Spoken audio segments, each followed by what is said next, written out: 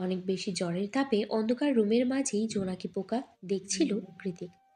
ঠিক তখনই গভীর তিমিরত হটিয়ে একটি মোমবাতি সমেত রুমে প্রবেশ করে কিশোরী অরু। পরনে তার কালো রঙের কামিজ, মাথায় আধটানা ঘোমটা। কৃতিক তখনও জ্বরের তাপে বারংবার দীর্ঘশ্বাস ফেলছিল।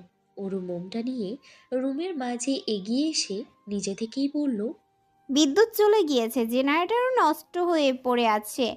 আপনার তো জ্বর, তাই ভাবলাম মোমবাতি নিয়ে আসি। মোমবাতির প্রয়োজন নেই। আমি অন্ধকার ভালোবাসি। তুই যা তো। কৃতিকের এমন ধমকেও অরু যায় না, চুপচাপ দাঁড়িয়ে থাকে ওর পাশ ঘেঁষে। অরুকে অনেকক্ষণ যাবৎ দাঁড়িয়ে থাকতে দেখে কৃতিক হাসকি স্বরে নাক টেনে বলে, কি হলো? যাচ্ছিস না যে? আবারও মার খাওয়ার শখ জেগেছে? শখ জেগে থাকলে কথায় থাপ্পড় দিচ্ছে। অরু মুখ কাচুমাচু করে বলে, মা আঙ্কেলের সাথে শহরের বাইরে গিয়েছে। মামির অসুখ শুনে সকাল সকাল আপাও নানা বাড়ি গিয়েছে। বলেছিল বিকেলের মধ্যে ফিরবে, কিন্তু ফেরেনি। এখন আবার কারেন্টও নেই। আমার অন্ধকারে ভয় করছে ভাইয়া। এখানে একটু দাঁড়িয়ে থাকি, কারেন্ট এলেই চলে যাব। অরুর আকুতি ভরা টলটলে চোখের দিকে এক পলক তাকিয়ে নিজে একটু সরে গিয়ে অরুর জন্য বিছানাতেই জায়গা করে দিল কৃতিক। অরুও টু শব্দ না করে ভয়ে ভয়ে সেখানটায় গিয়ে বসে পড়ে। কৃতিক চোখ দুটো বন্ধ রেখে অরুর উদ্দেশ্যে বলে, ভালো করে বস, মারবো না। অরু এবার ভালোভাবেই বসে, হাতে থাকা জলপট্টিটা কৃতিকের মাথায় রেখে দেখে দেয়।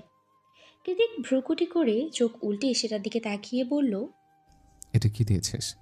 অরু জানায়, জ্বর হলে মা আমাদের মাথায় এটা দিয়ে রাখে। এতে অনেকটা আরাম লাগে। আপনি অন্ধকারে জোরে জোরে নিঃশ্বাস নিচ্ছিলেন, মনে হলো আপনার এটা প্রয়োজন, তাই নিয়ে এসেছি। অরুর কথা শুনে কৃতিক ওর মুখের পানে চাইল। গত ১.৫ বছরে আজই বোধ হয় প্রথম ঠিকভাবে অরুর মুখের দিকে চাইল কৃতিক। সদ্য কিশোরীতে রূপে নেওয়া কুচি একটা চেহারা, টিমটিমিয়ে জ্বলতে থাকা মোমের হলদে আলো ওর চেহারাটা অস- অস্পরিদের মতো সুন্দর লাগছে। তীব্র জ্বরের ঘরে থাকা কৃতিকের নেশালো চোখ দুটোতে হুট করেই কেন যেন মনে হচ্ছে ওর মতো মায়াবী মুখ পৃথিবীতে আর কিন্তু দুটো নেই। কৃতিককে চুপচাপ তাকিয়ে থাকতে দেখে ওর ঠোঁট কামড়ে একটু এগিয়ে এসে জলপটিটা আবারও উল্টে দিল। আমার জন্য কেন করছিস এসব? কৃতিকের অজ্ঞাত প্রশ্নের উত্তর নেই অরুর কাছে, কিংবা কী বা বলবে ও। দেখছে মানুষটা জ্বরে পড়ে যাচ্ছে, অথচ কাউকে মুখ ফুটে বলছে না অবধি। একা একাই কষ্ট সহ্য করছে, তাই তো হাতে করে জলপটিটা নিয়ে আসা। কি হলো? কিছু বল। অরু আস্তে করে জবাব দেয়, আপনার জন্য কষ্ট হচ্ছিল তাই। কৃতিকের মতো পরিবারচ্যুত, বেপরোয়া, বেখেয়ালি, মায়ার বাঁধনহীন ছেলের কাছে অরুর অযাচিত মনে মুখ ফসকে বলা এই বাক্যটা ছিল আকাশসম আন্তরিকতা। অরুর কথায় অধীর তাপমাত্রায় দাউ দাউ করে জ্বলতে থাকা হৃদয়টা হঠাৎ করে কেমন শীতল হয়ে গেল। উল্টে হৃৎস্পন্দন বেড়ে গেল দ্বিগুণ তালে।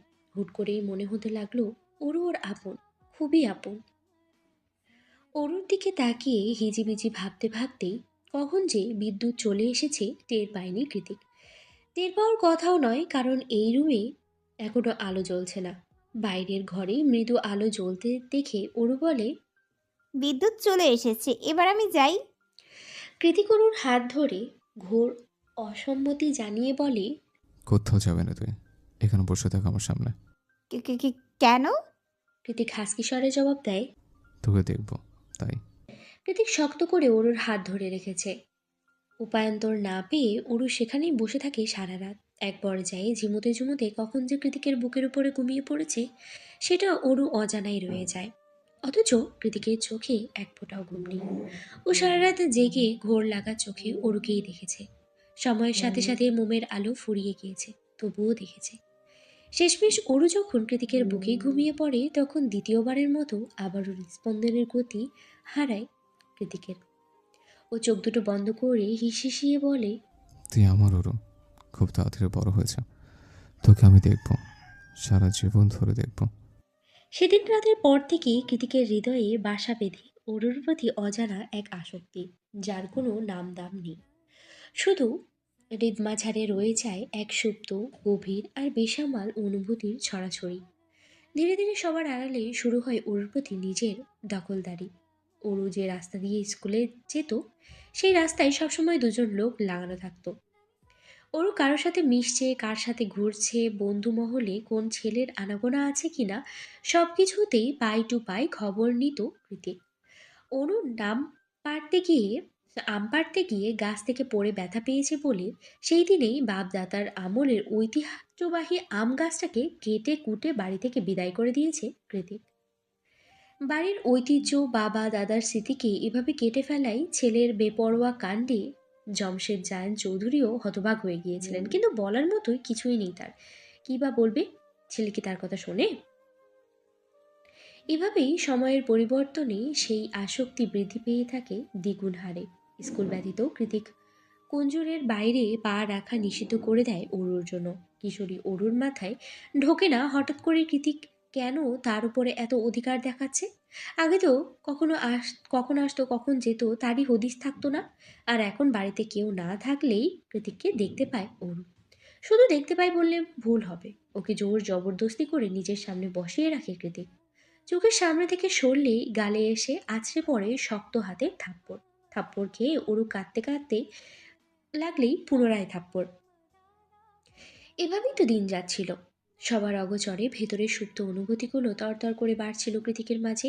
কৃতিকের হুটহাট করা পাগলামিতে বিরক্ত হয়ে আজকাল আর আগের মতো ওর রুমের ধারের কাছেও ঘেঁষে না ওরু। মাঝে মধ্যে ওকে এক নজর দেখে চলে যায় বলে ওর নাম ধরে কৃতিক জোরে জোরেই ডাকে, তবুও সেদিকে পা বাড়ায় না ওরু।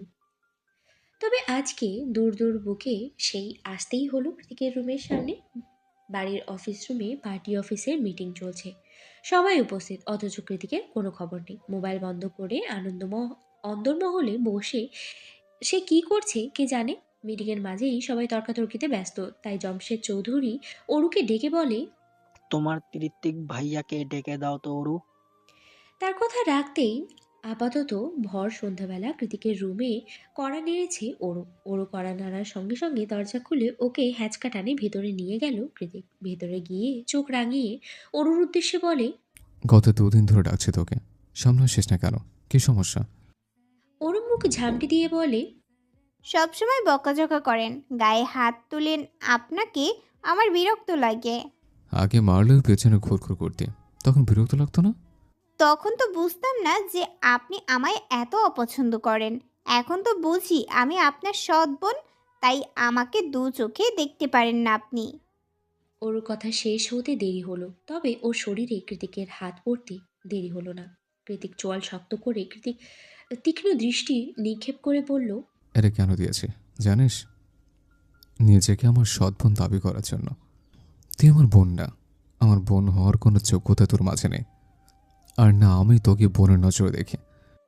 মার খেয়ে গালে হাত দিয়ে মেঝেতে বসে ফুপিয়ে কাঁদছে ওরু। খানিকক্ষণ দাঁড়িয়ে থেকে নিজের ক্রুদ্ধ মস্তিষ্কটাকে স্থির করেছে অরুর মুখোমুখি হয়ে বসে আছে কৃতিক। তারপরে আলতো হাতে ওর চোখের পানি মুছে দিয়ে বলে, আমি সরি ওরু, খুব লেগেছে। কেন আমাকে এভাবে যন্ত্রণা দিস বলতো? তুই এখন আরেকটু বড় হবি, তখন আমার আজকের কথাগুলো ঠিক বুঝতে পারবি। ততদিন শুধু তোকে একটু দেখে দেখে রাখতে হবে আমার। কৃতিকের মুখে আদুরে আওয়াজ শুনে অভিমানে অরু এবার শব্দ করে কেঁদে উঠল। এভাবে নাক ফুলিয়ে কাঁদায় ওকে অনেক বেশি আকর্ষণীয় আর মায়াবী লাগছিল কৃতিকের চোখে। তাই নিজেকে সংযত না রাখতে পেরে হুট করে ওর গালে সশব্দে চুমু খেয়ে বসল কৃতিক। তবে ওদের বসার ধরনটা এমন ছিল যে কেউ পেছন থেকে দেখলে ভুল বুঝতে পারে। আর হলোও তাই। মিসেস আজমেরি শেখ বাড়িতেই ছিলেন সেদিন। কৃতিকের রুম থেকে মেয়ের ক্রন্দনরত আওয়াজ শুনেই তিনি বুঝে গিয়েছিলেন আবারও হয়তো তার ছোট্ট মেয়েটাকে মেরেছে এই কৃতিক। তৎক্ষণাৎ তিনি মেয়েটাকে নিয়ে আসার জন্য কৃতিকের রুমের দিকে এগিয়ে গেলেন। তবে রুমে প্রবেশের আগেই পা দুটো আটকে গেল তার। সন্ধ্যারাতের আবছা আলোয় তিনি স্পষ্ট দেখলেন তার ছোট্ট মেয়েটার সাথে ঘনিষ্ঠ সময় পার করছে কৃতিক। পার্টি অফিসের ছোট বড় সবার সামনে পরপর অনর্গল থাপ্পড়ের আঘাতে রক্তাক্ত হয়ে উঠেছে কৃতিকের গোর মুখমণ্ডল। আর দুটো থাপ্পড় দিলেই হয়তো নাক ফেটে ফিনকি দিয়ে রক্ত বেরিয়ে আসবে। তবুও কিছুতেই থামতে চাচ্ছে না জমশেদ জায়ান চৌধুরী। এর আগের তোপে তরতর করে কাঁপছেন তিনি। হাতের পাশাপাশি মুখ দিয়ে যা আসছে সেটা বলেই আঘাত করছেন নিজের একমাত্র ছেলেকে। অনু ওর মায়ের আঁচল ধরে রুমের এক কোণে কুঁকড়ে দাঁড়িয়ে আছে। জমশেদ জায়েদ চৌধুরী ওকে মারতে মারতে ক্লান্ত হয়ে বললেন, আমার আগেই বোঝা উচিত ছিল, কোনো আমেরিকান নাচনেওয়ালের ছেলের চরিত্রের চেয়ে ভালো আর হবে না। বরাবরই নিজের মায়ের কথা শুনলেই কৃতিকের মাথায় রক্ত উঠে যায়। উগ্রতার চরম সীমানায় পৌঁছে যায় ও। এবারও ঠিক তাই হলো। চিৎকার দিয়ে নিজের বাবার মুখের উপরে বলল, তুমি সেই তুমি সেই আমেরিকান নাচনলিকে ভালোবেসে বিয়ে করেছিলে, যার ফল আমি। সঙ্গে সঙ্গে জমশেদ জায়ান আবারও ওকে সজোরে চড় মারলেন। অতঃপর আশেপাশের চেলাপেলাদের ডেকে বললেন, প্রাইভেট জেটের ব্যবস্থা করো, আজ এই মুহূর্তে ও দেশ ছাড়বে। স্বাধীনতা পেতে পেতে ওর ভেতরের পুরোটাই নর্দমার মতো কালো হয়ে গিয়েছে। ওকে শুদ্ধ করা প্রয়োজন। তার জন্য সবার আগে ওর স্বাধীনতা হরণ করতে হবে। আজ এই মুহূর্তে জায়ান ঋত্বিক চৌধুরীর রাজনৈতিক পথ বাতিল করা হলো। তোমার রাজনৈতিক জীবন এখানেই সমাপ্ত। বিদেশে গিয়ে মান শুয়ে ফেরো। বাবার কথার পিঠে কৃতিক একটা তাচ্ছিলের হাসি ছুঁড়ে মারে। দলের লোকেদের হাত থেকে নিজের পাসপোর্ট আর ব্যাগটা ছোঁ মেরে নিয়ে ছোট্ট অরুর দিকে এক পলক তাকিয়ে আবারও চোখ সরিয়ে বলে, ফিরবো না, কোনোদিন ফিরবো না এদেশে। শুধু একটা গুরুত্বপূর্ণ জিনিস রেখে গেলাম, সময় হলে সেটাও নিয়ে যাব। কারণ কৃতিক কোনো জিনিস হাতে পেতে নেয় না, কেড়ে নেয়। কৃতিক যখন গাড়ি করে বেরিয়ে যাচ্ছিল তখন দোতলার দেওয়াল জোড়া জানালা দিয়ে ওর পানে অসহায়ের মতো তাকিয়েছিল ওরও। কৃতিকও তাই।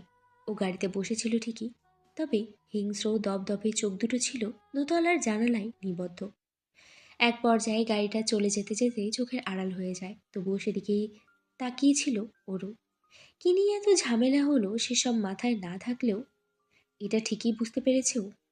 আজ ওর জন্যই বাড়ি ছাড়া হয়েছে বাড়ির একমাত্র রাজপুত্র জায়ান কৃতিক চৌধুরী। ওদিকে যেতে যেতেই কৃতিকের কেটে যাওয়া ঠোঁট দুটো বাঁকা হাসিতে প্রসারিত হলো। ব্যাক সিটে গা এলিয়ে দিয়ে বিড়বিড়িয়ে এসে বলল, love is temporary, but obsession is permanent. And I am dangerously obsessed with you, Aurora Sheikh. খুব বেশি না, আমাকে সামলানোর মতো একটুখানি বড় হও। আমি অপেক্ষার প্রহর গুনছি। ক্যালিফোর্নিয়াতে আজ বেজায় ঠান্ডা পড়েছে। প্রশান্ত মহাসাগরীয় কনকনে ঠান্ডা হাওয়া এসে একেবারে নাকে মুখে চিরে ভেতরে প্রবেশ করছে। এলোমেলো বাতাসে তীব্রতায় ঝরে পড়া আকর্ষণীয় ম্যাপল পাতায় ভরে উঠেছে রাস্তাঘাট। আজকে আর যেন যেন তেন শীতের পোশাক পরে শীত নিবারণ করার কোনো সুযোগ নেই। তাই তো উষ্ণ কোট, গ্লোভস, পায়ে বুট, মাথায় উলের বেনি হ্যাট পরে একেবারে রয়ে শয়ে বেরিয়েছে অনু। আজ বাইরে না গিয়ে ভেলভেট কমফোর্টারের মধ্যে শুয়ে আরাম করে ঘুমালেই হয়তো সবচেয়ে বেশি ভালো হতো। কিন্তু আগামীকাল মায়ের অপারেশন, আজ না গেলে কেমন করে হবে? গত 2 দিন ধরে অরু আর কৃতিক বাড়িতে নেই। এই 2 দিনে ওর যথেষ্ট খেয়াল রেখেছে প্রত্যয়। সবসময় ফোন করে খোঁজ নেওয়া, সন্ধ্যায় বাড়ি ফেরার পথে এগিয়ে দেওয়া, কিংবা নার্সিংহোমে কোনো রূপে জরুরি প্রয়োজনে ছুটে আসা। কী না করেছে সে! এত যত্ন, এত মূল্যায়নে অনুর মতো কঠোর হৃদয়ের মেয়েটাও আজকাল প্রত্যয়ের প্রতি দুর্বলতা অনুভব করে। ইচ্ছে তো করে হৃদয়টা বের করে হাতে তুলে দিয়ে প্রত্যয়কে উপহার দিয়ে দিতে। After all he deserves it, right?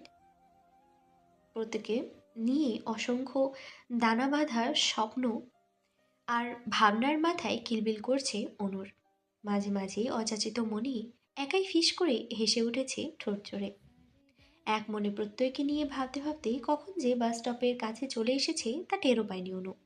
যখন টের পেল তখন দেখলো বাস এখনো আসেনি, অপেক্ষা করতে হবে কিছুক্ষণ। তাই এগিয়ে গিয়ে একটা শিশির ভেজা বেঞ্চে হাত দিয়ে সামান্য পরিষ্কার করে সেটাতেই বসে পড়ল ও। বেঞ্চিতে বসার সঙ্গে সঙ্গে পুনরায় চোখের সামনে দৃশ্যগত হলো পূর্বের ন্যায় একই ঘটনা। এই নিয়ে পরপর 3বার ওই মেয়েটাকে প্রত্যয়ের সাথে দেখেছে অনু। রাস্তার ওপাশেই ক্যাফেটেরিয়াতে দাঁড়িয়ে আছে ওরা দুইজন। প্রত্যেক প্রত্যয় সেকেন্ড কয়েক সেকেন্ড দাঁড়িয়ে মেয়েটাকে কিছু একটা বলে গাড়ি নিয়ে চলে যায়। প্রত্যয় চলে যেতেই একদম হুট করে অজ্ঞাত মেয়েটার চোখে চোখ পড়ল অনুর। এভাবে চোখাচোখি হওয়ায় ভেতরটা কেমন আঁতকে উঠল ওর।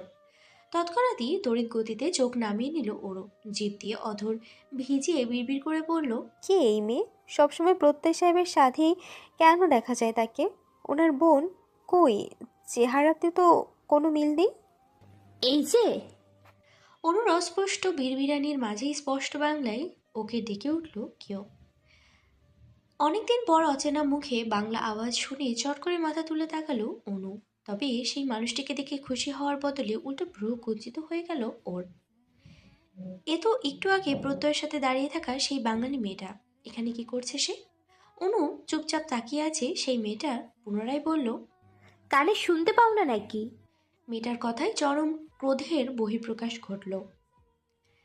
কওয়া নেই বলা নেই, হুট করে এসে এভাবে খিটখিটে আওয়াজে কথা বলা মোটেই পছন্দ হলো না অনুর। মেয়েটার আচরণে সুন্দর মেজাজটা হঠাৎ করেই কেমন বিগড়ে গেল। তবুও যতটুকু সম্ভব নিজেকে সংবরণ করে কাট কাট আওয়াজে অনু বলল, কি চাই? অনুর থেকে বোধ হয় কয়েকটা কাঠিন্য আশা করেনি, এতটা কাঠিন্য আশা করেনি মেয়েটা। তাই ওকে চোখ পাকিয়ে গলার স্বর কঠিন করে সে বলল, এই মেয়ে, কাকে কি বলছো তুমি? অনু এবার বসা থেকে দাঁড়িয়ে গেল। দুহাত বুকের উপরে ভাঁজ করে রেখে ভ্রু উঁচিয়ে স্বাভাবিক ভঙ্গিমায় বলে, আপনাকে বলেছি কি চাই। মেয়েটা এবার তাচ্ছিল্য করে হেসে বলল, প্রত্যয়ের সাথে যে এত ঢলাঢলি করছো, আমি কে সেটা নিশ্চয়ই বলেছে। না বলেনি, হয়তো সেরকম ইম্পর্টেন্ট কেউ না, তাই বলার প্রয়োজনও বোধ করেনি। আপনার খুব বেশি বলার ইচ্ছে থাকলে আপনিই বরং বলুন, আমি শুনছি। আর হ্যাঁ, একটু জলদি বলবেন প্লিজ, আমার তাড়া আসছে। মেয়েটা খিটখিট করে বলে উঠল, বেশি স্মার্ট সাজার চেষ্টা করিও না, তাহলে পস্তাবে।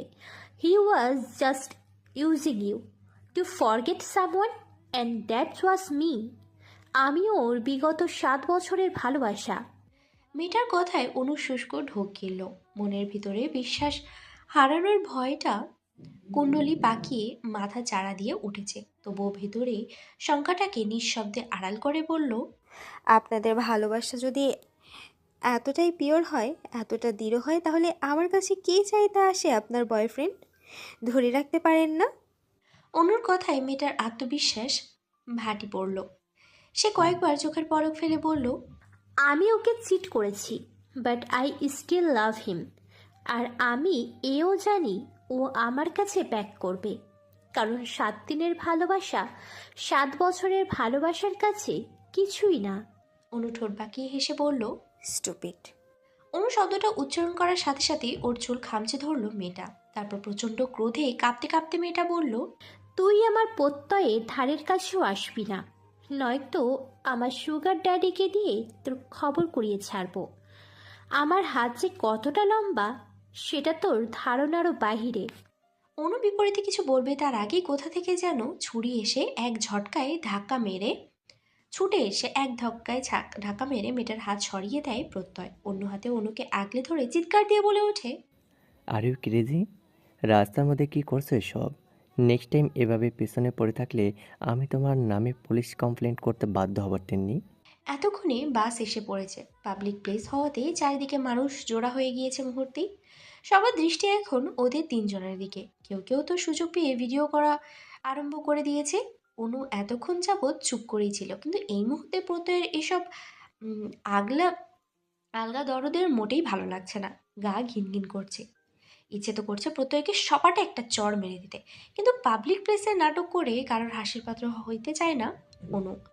তাই যথাসম্ভব দ্রুত গতিতে প্রত্যয়ের বাহু থেকে নিজেকে এক ঝটকায় ছাড়িয়ে হাঁটা ধরল রাস্তার উল্টো পথে। ওকে এভাবে চলে যেতে দেখে প্রত্যয়ও হাঁটা দিল অনুর পিছু পিছু। প্রত্যয় পেছনে আসছে ব্যাপারটা বুঝতে পেরে অনু ঘাড় ঘুরিয়ে কাট কাট গলায় বলল, ওখানেই দাঁড়ান, আর আসবেন না। অনুরোধ নয়, নিষেধ করছি। অনুর নিম পাতার মতন তেতো কথায় প্রত্যয় আর এগোতে পারল না। অগত্যই দাঁড়িয়ে পড়ল রাস্তার মাঝখানে। অনু চোখ মুছতে মুছতে দ্রুত পায়ে হেঁটে চলে গেল সেখান থেকে। যতক্ষণ পর্যন্ত অনুকে দেখা যায় ঠিক ততক্ষণ ওর যাওয়ার পানে নিষ্পৃহ চোখে তাকিয়ে রইল প্রত্যয়। এক পাও নড়ল না সে। খুব ভোর নয়, সকাল পেরিয়ে বেলা গড়িয়েছে অনেকটা। চারিদিকে সূর্যের সোনালি আলোর ঝলকানি। অরু সেই কখন থেকে কৃতিকের রুমের সামনে দাঁড়িয়ে দাঁত দিয়ে নখ কাটতে কাটতে পায়চারি করছে। মনে মনে ভাবছে, শুনেছি ভোর রাতে রুমে ঢুকেছে, এখনো ঘুমিয়ে আছে কি না কে জানে। নক করব কি করব না, করব কি করব না, না থাক, চলে যাই। না, একবার করেই দেখি। ও যখন কি করবে না করবে ভেবেই কুল পাচ্ছিল না, তখন ভেতর থেকে ডেকে ওঠে কৃতিক। তোর পায়চারিতে মাথা ঘোরাচ্ছে আমার, ভেতরে আয়। ওরও চট করেই দরজা খুলে ভেতরে ঢুকতে ঢুকতে বলল। আপনি কি করে বুঝলেন আমি দাঁড়িয়ে আছি? কথাটা বলে ভেতরে ঢুকতেই চোখ দুটো খিচ্ছে বন্ধ করে দ্রুত পিছনে ঘুরল ওরও। কৃতিক গায়ে শার্ট চড়াচ্ছে। ওর জিম করা কৃত্রিম উপায়ে বানানো ভি শেপ পৃষ্ঠদেশ স্পষ্ট দৃশ্যমান ওর কাছে। এভাবে অসময়ে এসে পড়ে নিজেকে লজ্জিত হলো সে। ওর কথার জবাবে কৃতিক সামনে ঘুরে শার্টের বোতাম লাগাতে লাগাতে বলল। ওরও এখনো পেছনে ঘুরে দাঁড়িয়ে আছে দেখে কৃতিক পুনরায় বলল। মেবি। আমি তো শুরুরের গন্ধ পাই। ওরও এখনো পেছনে ঘুরে দাঁড়িয়ে আছে দেখে কৃতিক পুনরায় বলল। হয়ে গিয়েছে, তাকাতে পারিস। ওর যেন কিছুই বোঝেনি, লজ্জাও পায়নি। সেভাবে করেই মুখ ভঙ্গিমা স্বাভাবিক রেখে ঘুরে বলল। আপনি কি ভ্যাম্পায়ার? না মানে শুনেছি ভ্যাম্পায়াররা মানুষের গন্ধ পায়। ড্রেসিং টেবিলের উপর থেকে ব্যাক বেল্ট ঘড়িটা হাতে পড়তে পড়তে কৃতিক বলে। বেশি বেশি ফ্যান্টাসি বই পড়লে এই হয়, মাথার মধ্যে সব ভূতপ্রেত ভর করে বসে আছে। ক্লাসের বই তো খুলেও দেখিস না, এবার ইউএসএ ফিরে তোকে দেখে নিচ্ছি আমি। পড়াশোনার কথা আসতেই ওর দ্রুত কথা ঘুরিয়ে কাজের কথায় চলে এলো। মিনমিনিয়ে বলল। আপনার ফোনটা একটু দিবেন, আমাকে কল করতাম। রাতের ফ্লাইটে করেই ফিরে যাচ্ছে, কল করার কি আছে? জবাবে ওরও ঠোঁট উল্টে বলে। আপার জন্য মন খারাপ লাগছে, আমি কথা বলতে চাই। কৃতিক নিজের হাতের কাজ করতে করতে বলল। জ্যাকেটের মধ্যে পড়ে আছে, খুঁজে দেখ। আর হ্যাঁ, আমার সামনে বোনের সাথে একদম নাকামি করবি না। যা কথা বলার নিচের রুমে গিয়ে বল। ওরও হ্যাঁ সূচক মাথা নাড়িয়ে ফোন দিয়ে দ্রুত বেরিয়ে যায়। তারপর আবারও কীভাবে যেন ফিরে এসে বলে। ফোনের পাসওয়ার্ডটা? তোর আর আমার বার্থডে। ওরও হতবাক হয়ে পুনরায় শুধালো। কি? কৃতিক ঘাড় ঘুরিয়ে ধমকে সুরে বলল। কেন কম শুনিস? ওরও ভয়ে তটস্থ হয়ে এদিকে ওদিকে ঘাড় নাড়িয়ে আবারও দৌড়ে চলে যায়। যেতে যেতে লক খুলে কল লাগায় অনুর নাম্বারে। একবার দুবার তিনবার গিয়ে 4 নাম্বারের বারে কলটা তুলল অনু। হ্যালো আপা। এপাশ থেকে অরুর উৎসুক গলা শুনেই তেতে উঠল অনু। গলার স্বরে হাজারো বিরক্তি টেনে ঝাঁজ নিয়ে এসে বলল। কি সমস্যা? কল দিয়েছিস কেন? আমাকে একা রেখে সৎ ভাইয়ের টাকায় থাইল্যান্ড গিয়েছিস, ঘুরছিস ফিরছিস খাচ্ছিস এনজয় করছিস, তবুও স্বাদ মিটছে না? নাকি আমাকে ইউজ করে আমার ঘাড়ে পা দিয়ে জীবন কাটানোর শখ এখনও মেটেনি? অনুর তিক্ত কথায় চড়াত করে মস্তিষ্কটা ঝাঁঝিয়ে উঠল ওরুর। ও নিজেও তেজি স্বরে বলল। মুখে যা আসছে তাই বলে যাচ্ছিস তখন থেকে, কি হয়েছে, কি করেছি আমি? অনু উল্টো ক্রোধ দেখিয়ে বলল। যা বলেছি একদম ঠিক বলেছি, বুঝে শুনে বলেছি। তোরা সবাই আমাকে ব্যবহার করেছিস নিজের প্রয়োজনে। কেন বলতো? সবসময় তোদের চিন্তাই আমার কেন করতে হবে? আমার কি ইচ্ছা অনিচ্ছা বলতে কিচ্ছু নেই? ওর এবার নরম সুরে শুধালো। কি হয়েছে আপা? অরুর প্রশ্নে কিঞ্চিত পরোয়া না করে অনু মুখে যা আসছে উম্মাদের মতো তাই বলে যাচ্ছে। অরু জানে আবার রাগ উঠলে মাথা ঠিক থাকে না, পরে আবার নিজেই সব সামলাল দেয়। তাই এত এত তিক্ত কথার বিপরীতে অরু নিজের রাগ সংবরণ করে আবারও জিজ্ঞেস করে। কি হয়েছে বল না আপা, কে কি বলেছে তোকে? মা ঠিক আছে? আমি ওর একাধারে একই প্রশ্নের এক পর্যায়ে অনু নিজের খের হারিয়ে চেঁচিয়ে উঠে বলল। তুই এবার আমাকে বিচারকদের মতো প্রশ্ন করা বন্ধ কর রু। আমি বিরক্ত তোর এইসব প্রশ্নে। তোর এত এত আনন্দ আমার সহ্য হচ্ছে না। আমার ঘাড়ে পা দিয়ে এভাবে জীবন কাটাতে লজ্জা হয় না তোর? আর কতদিন আমার উপর ভরসা করে বাঁচবি? তোদের দেখভাল করতে করতে হাঁপিয়ে উঠেছি আমি। এবার একটু রেহাই দে। এবার অন্তত আমাকে ইউজ করা বন্ধ কর। আমি তো কি ইউজ করি? হ্যাঁ করিস, তোরা সবাই মিলে আমাকে নিজের স্বার্থে ইউজ করিস। এবার আমাকে আমার মতো বাঁচতে দে অরু। এক নাগারে চোখ খিচে কথাগুলো বলে মুখের উপরে ফোন কেটে দিল অনু। ওদিকে অনুর বলা শেষ কথায় মাথার মধ্যে অগ্নিফুলিন্ত অনুভব হলো অরুর। কষ্টের সীমানা পেরিয়ে মেজাজ চড়ে এসেছে সপ্তম আসমানে। ইচ্ছে করছে আশেপাশে সব কিছু ভেঙে গুড়িয়ে ফেলতে। নিজের অজান্তেই ধপ করে মেঝেতে বসে পড়ে দুই হাতে নিজের লম্বা চুলগুলোকে মুষ্টিবদ্ধ করে নীরবে চোখের জল ফেলতে ফেলতে অস্ফুট স্বরে অরু বলল, তার মানে মায়ের অবর্তমানে আপাও আমাকে করুণা করে এসেছে? কোনো ভালোবাসা নেই, সবটা করুণা। সবাই করুণা করে আমাকে। অ্যালিশার বাবাকে থাই পুলিশ অ্যারেস্ট করেছে। এবার আর প্রমাণ ছাড়া নয়, সুসপেন্ড প্রমাণ সমেত তাকে পুলিশের হাতে তুলে দেওয়া হয়েছে। যেহেতু ওর বাবা জেলে আছে, সেহেতু অ্যালিশাকে ব্ল্যাকমেল করার মতো আপাতত কেউ নেই। বলতে গেলে অ্যালিশা এখন পুরোপুরি নিরাপদ। সায়রের কথায় অর্ণব আর কৃতিক হ্যাঁসূচক মাথা নাড়ল। অর্ণবের হ্যাঁসূচক সম্মতি শুনে সায়র এবার উচ্ছ্বসিত স্বরে বলল, তাহলে তো আমাদের মিশন কমপ্লিট। আজ রাতে পার্টি করলে কেমন হয়? এবার অর্ণব বিরূপ প্রতিক্রিয়া জানিয়ে বলল, তুই কি পাগল? এলিসার মন ভালো নেই আর তুই আছিস তোর পার্টি নিয়ে। কৃতিক কিছু একটা ভেবে পায়ের উপরে পা তুলে বলল, আমার হাতে সময় নেই, কাল ভার্সিটিতে এক্সাম আছে, ফিরতে হবে। সায়র হতাশ হয়ে বলল, তোরা না থাকলে আমি কি জিন ভূতের সাথে পার্টি করব নাকি? চল রাতে ফিরে যাই তাহলে। কথাটা শেষ করে সায়র কেবলই বসা থেকে উঠে দাঁড়িয়েছে। ওর সামনে ডিভানটাতে এখনও কৃতিকের পায়ের উপরে পা তুলে বসা। তখনই কোথা থেকে যেন অরু এসে এক প্রকার হামলে পড়ল সায়রের উপরে। ওর চেহারা বিভৎস, চুলগুলো এলোমেলো, চোখ দুটো টলছে, সে থেকে গড়িয়ে পড়ছে অশ্রুসিক্ত নোনা জল। অরু আশেপাশের কারোর দিকে নজর না দিয়ে সায়রের কলার দুটো শক্ত করে চেপে ধরে কান্না মিশ্রিত কণ্ঠে বলল, সরি ভাইয়া, বিয়ে করবেন আমায়? আপনার তো কোনো গার্লফ্রেন্ড নেই। তাছাড়া আপনার মাথার সবগুলো তারও ঠিকঠাক আছে। আমার আপনাকে বিয়ে করতে কোনো আপত্তি নেই। আমি কারো বোঝা হয়ে থাকতে চাই না, কারো করুণার পাত্রীও হতে চাই না, আর এক মুহূর্তও না। বিয়ে করবেন আমাকে? হতে পারে আমি আপনার চেয়ে বয়সে একটু বেশিই ছোট, তাতে কি যায় আসে? ভালো করে তাকিয়ে দেখুন, আমি সুন্দরী।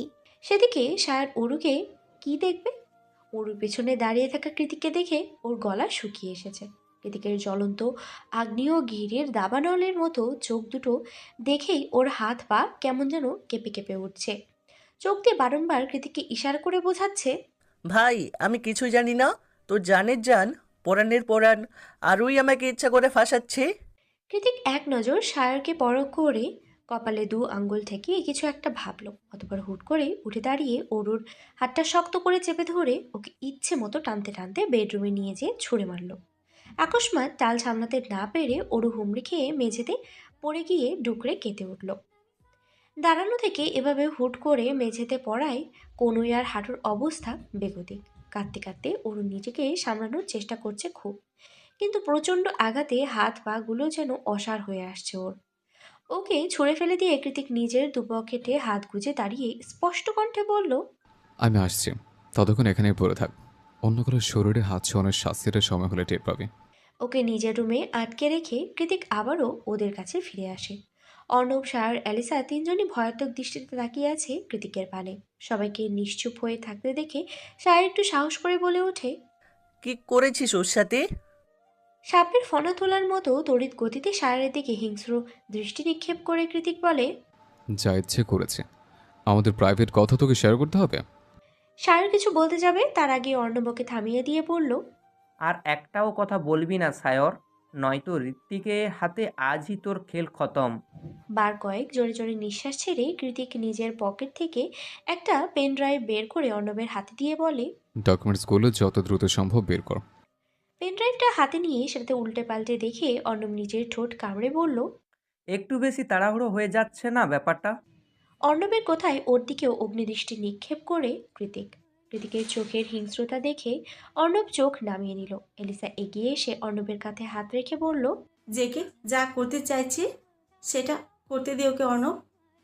অর্ণব এলিসার দিকে তাকিয়ে ছলছল নয়নে বলে ওঠে, তুই বললে আমি সব কিছু করতে রাজি জান। তুই শুধু একবার বল জেকের সাথে আমারটাও। অর্ণব আর কিছু বলবে ঠিক তার আগেই নিজের 3 ইঞ্চি হাই হিল নিয়ে অর্ণবের পায়ের উপরে দাঁড়িয়ে পড়ল অ্যালিসা। অতঃপর ওর কাদো কাদো মুখের দিকে তাকিয়ে মেকি হেসে অ্যালিসা শুধালো, কি যেন বলছিলি, আবার একটু বল। দুপুর গড়িয়ে বিকেল হয়েছে। সূর্যের আলো পূব আকাশের থেকে পশ্চিম আকাশে গিয়ে উঠেছে। ওরও এখনো মেঝেতেই বসে বিছানার মাথাটা এলিয়ে দিয়ে ফুপিয়ে কাঁদছে। অনেকক্ষণ ধরে একটানা কাদার ফলে ক্ষণে ক্ষণে কেঁপে উঠছে ওর ক্রন্দনরত ছোট্ট শরীরটা। তখন আপার সাথে রাগ করে কি বলতে কি বলেছে, কাকে বলেছে কিছুই মাথায় ঢোকেনি। অথচ এখন সেসব কথা মনে পড়লেই ইচ্ছে করছে নিজের মাথায় নিজেই বাড়ি মেরে বেহুশ হয়ে যেতে। সবার সামনে কতটা নির্লজ্জের মতো সায়রকে গিয়ে বিয়ের কথা বলেছে ও। এখন ভাবলেই বিরক্তিতে শরীরটা চিরমিরিয়ে উঠছে। সবাই কি ভেবেছে কে জানে।